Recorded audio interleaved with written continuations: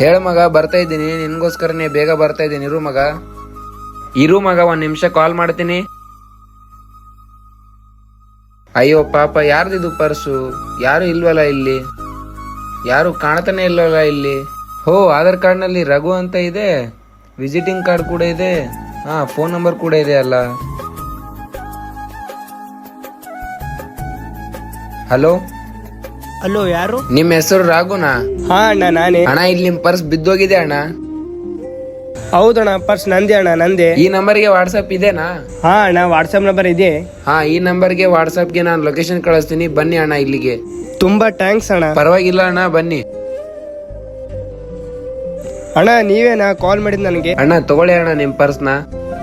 ಅಣ್ಣ, ಈ ಪರ್ಸ್ ಅಲ್ಲಿ ದುಡ್ಡು ಇದೆಯಲ್ಲ, ದುಡ್ಡೇ ಕಾಣ್ತಾ ಇಲ್ಲ ಅಣ್ಣ. ನಿಜವಾಗ್ಲೂ ಗೊತ್ತಿಲ್ಲ ಅಣ್ಣ ನಂಗೆ. ನಾಟಕ ಮಾಡ್ಬೇಡ, ಮರ್ಯಾದಿಲ್ಲ ಅಂತ ಹೇಳಕತ್ತೀನಿ, ಕೊಡು. ನಿಜವಾಗ್ಲೂ ಗೊತ್ತಿಲ್ಲ ಅಣ್ಣ, ರೋಡ್ ಮೇಲೆ ಪರ್ಸ್ ಬಿದ್ದಿತ್ತು ಅಂತ ಹೇಳಿ ನಿಮಗ್ ಕಾಲ್ ಮಾಡಿದ್ರೆ ನೀವೇನಣ್ಣ ನಮ್ಮ ಮೇಲೆ ಡೌಟ್ ಪಡ್ತಾ ಇದ್ದೀರಲ್ಲ. ಈ ತರ ನಾಟಕಗಳು ನಾ ಎಷ್ಟು ನೋಡಿಲ್ಲ ನಾನು. ಇವೆಲ್ಲ ಬೇರೆ ಹತ್ರ ಇಟ್ಕೋ, ಕೊಡು ಇಲ್ಲಿ ಫೋನ್.